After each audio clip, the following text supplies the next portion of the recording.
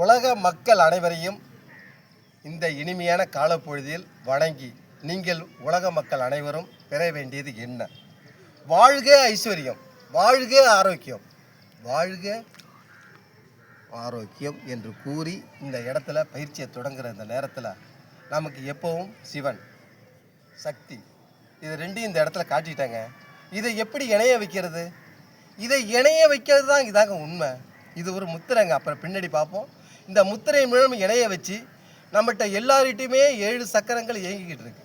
அந்த 7 சக்கரத்தையும் எப்படி இயக்க வைக்கிறது என்பதை ஒரு சில நொடியில் நான் சொல்ல விரும்புகிறேன். இதை தொடர்ந்து செயல்பட்டால்தான் இது வாழ்க்கை ஆரோக்கியம், ஆனந்தம், ஐஸ்வர்யம் எல்லாமே மாறி மாறி வருங்க. என்னடா மாற்றி மாற்றி சொல்லலான்னு நினைக்காதீங்க. இதுதான் உண்மை. எப்போதுமே இதில் நமக்கு அன்பு, பண்பு, பாசம் எல்லாமே இணைந்திருக்கிறது. இப்பொழுது 2 பூதத்தை உங்கள்ட்ட இடத்துல காட்ட போகிறேன். எல்லாருக்கும் தெரியும். ஒன்று பூமிங்கிற பூதம்.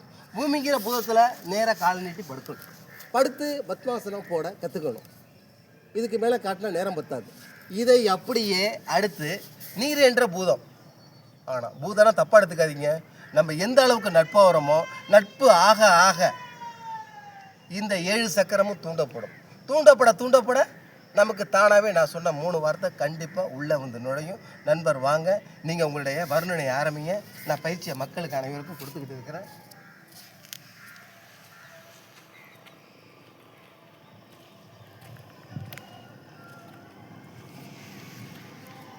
மீண்டும் வணக்கத்தை தெரிவித்து உங்களோட அன்பு எங்களுக்கு எப்போது வேண்டும் என்று சொல்லி பயிற்சியை தொடங்க தயாராகிவிட்டேன்.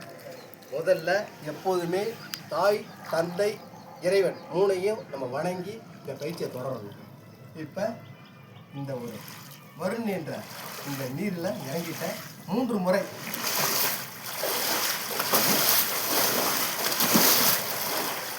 அப்படியே கையை இப்படி வச்சு உடலை படகாக்கி ஆத்மா இதில் பயணம் செய்கிறத பாருங்கள்.